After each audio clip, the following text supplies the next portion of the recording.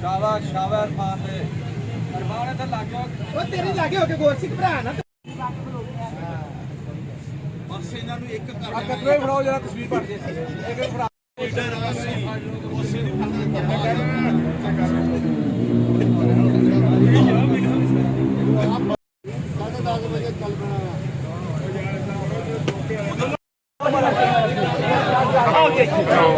हम नहीं मानते साडा हक साडा हक साडा हक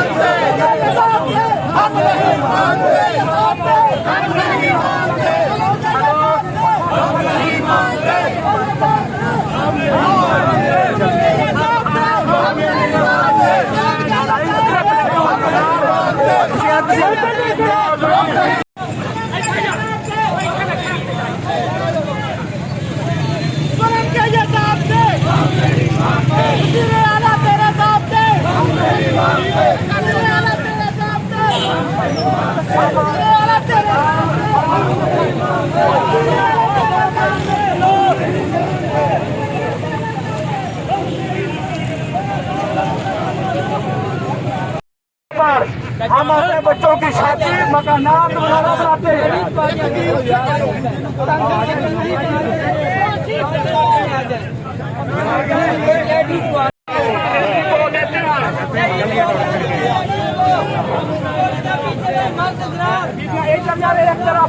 हमारी बहनें आपके साथ हैं, उनको इकराम उनके साथ रखा जाए।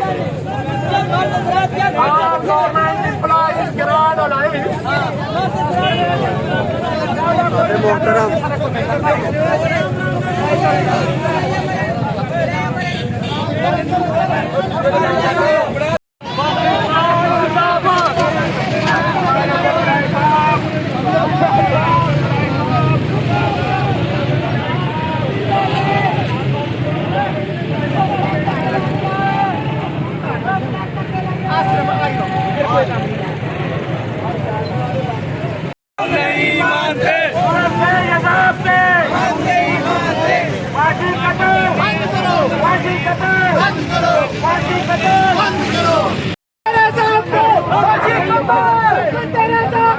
हम नहीं मानते नहीं मानते हम नहीं मानते हम नहीं मानते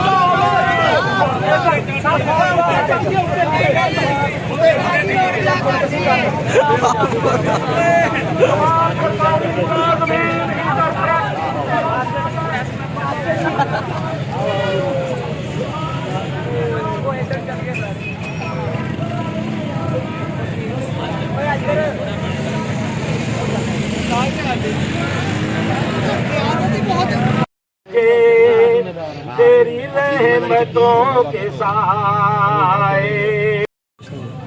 पंजाब के मुलाजमीन अस्सलाम वालेकुम। हमें आज सकते हैं।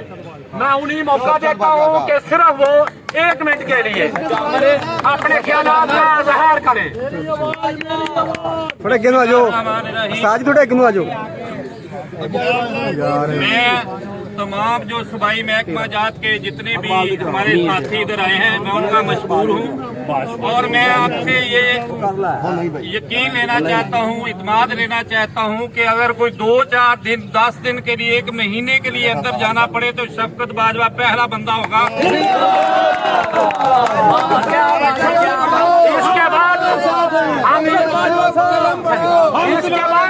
इसके बाद हम NLF नेशनल लेबर ऑर्गेनाइजेशन की तरफ से हमारा 2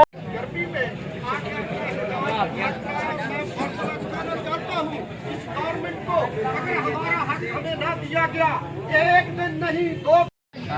मैं इसके बाद मोहम्मद शरीफ एहरार साहब। बिस्मिल्लाहिर्रहमानिर्रहीम। जैसा कि आप सब अहबाब जानते हैं कि ये जो जुल्म किया गया है सिर्फ पंजाब हुकूमत की तरफ से, बाकी जितनी भी हुकूमतें हैं KP की हुकूमत है, बलूचिस्तान की हुकूमत है या सिंध की हुकूमत है, वहाँ पे लीव इनकैशमेंट के हवाले से कोई किसी जहाँ पे अर्ज करूँ ये जो होती हैं हुकूमतें होती हैं जो रियासतें होती हैं ये अवाम के लिए मुलाजमीन के लिए माँ की हैसियत रखती हैं, लेकिन यहाँ पे ये सतौली माँ का किरदार अदा कर रहे हैं। मेरी रिक्वेस्ट है, मेरी इल्तिजा है अरबाब इख्तियार से, जनाब वज़ीर आला साहब से कि वो खुसूसी तवज्जो दें और जितने भी मुलाजमीन यहाँ पे पूरे पंजाब के जितने भी मुलाजमीन में ये बेचैनी है, ये बेचैनी आम नहीं है। देखिए पूरी 30-30, 35-35, 40-40 साल सर्विस के बाद सिर्फ 1 चार्म होता है आखिर पे पेंशन का और लीव इनकैशमेंट का, वो भी इतनी महंगाई के दौर में इन्होंने खो ली, इन्होंने वापस ले लिया है। हमारा मुतालबा है कि जो लीव इनकैशमेंट का जो कानून पास किया है, ये जो लेटर है, इसको फौरी तौर पे वापस लिया जाए। नारे लाओ। जुल्म से इज़ाब से हम नहीं मानते, जुल्म के ज़ाब्ते हम नहीं मानते, जुल्म के ज़ाब्ते हम नहीं मानते, जुल्म के ज़ाब्ते हम नहीं मानते, जुल्म के ज़ाब्ते हम नहीं मानते, जुल्म के ज़ाब्ते हम नहीं मानते।